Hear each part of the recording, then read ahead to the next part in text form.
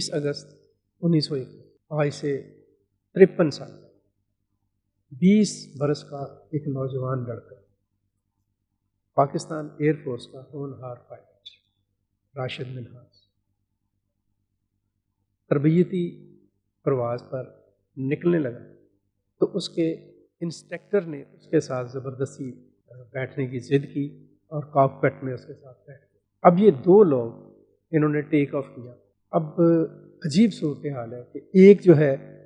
وہ ملک سے محبت، اپنی قوم سے وفاداری اور اپنی سرزمین پر مر مٹنے کا جذبہ دل میں لے کر پرواز کر رہا ہے، اور دوسرا وطن سے غداری کا ایک نشان بنا۔ دونوں کے درمیان دوران پرواز ایک طرح کی جنگ کی کیا۔ وہ بچہ جو تھا 20 سال کا، وہ اپنے انسپیکٹر کے مقابلے میں فزیکلی کمزور تھا، ابھی ینگ تھا، ابھی اس کی آنکھوں میں بہت سارے سپنے اور بڑے خواب تھے اپنے ملک کے لیے، اپنی قوم کے لیے، اپنی عرض وطن کے لیے۔ وہ اپنے تمام تر خوابوں کی طاقت کے ساتھ اس طاقتور انسٹرکٹر کے ساتھ لڑ پڑا، اس سے الجھ گیا، کیونکہ وہ انسٹرکٹر اس طیارے کو انڈیا لے کر جا رہا تھا، اور وہ نوجوان کبھی بھی نہیں چاہ رہا تھا کہ انڈیا کا بارڈر یہ جہاز جو ہے اس کا کراس کرے۔ اس نے نیچے اطلاع بھی دی، لیکن پھر اینڈ پر اس نے یہی فیصلہ کیا کہ نہیں، اس جنگ کا انجام جو ہے وہ بے شک میری زندگی کے انجام کے اوپر جا کے پورا ہو جائے، لیکن میں اس غدار کو یہ طیارہ سرحد پار لے کر نہیں جانا۔ سو راشد منہاس اس طیارے کو پاکستان اور انڈیا کی بارڈر سے کوئی 35 کلومیٹر پہلے زمین پر گرا۔ اسے پتا تھا کہ اس کا نتیجہ راشد منہاس کی شہادت کی شکل میں، لیکن اس نے اپنی شہادت کے لیے اور اپنے وطن کے لیے، اپنی قوم کے لیے، اپنی عرض وطن کے لیے ایک ایسی عظیم مثال قائم کر دیا جو کبھی فراموش نہیں کی جا سکتی۔ اس جہاز میں 2 لوگوں کی زندگیاں ختم ہوئی، ایک وہ جو ملک سے غداری کر رہا تھا،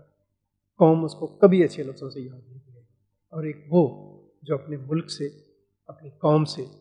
اور اپنی عرض سے، اپنی عرض وطن سے محبت اور عشق اور وفاداری کا، اس کا نام ہمیشہ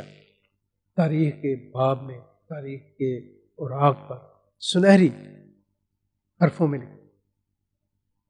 راشد منہاس کی آج ہم 53 برسی مناتے ہیں۔ آج 53 سال ہو گئے راشد منہاس کو شہید ہوئے۔ راشد منہاس کی اس عظیم قربانی کے بعد انہیں نشان حیدر، جو پاکستان کی فوجی اعزازات میں بلند ترین ہے، اور یہ نشان حیدر پاک فضائیہ،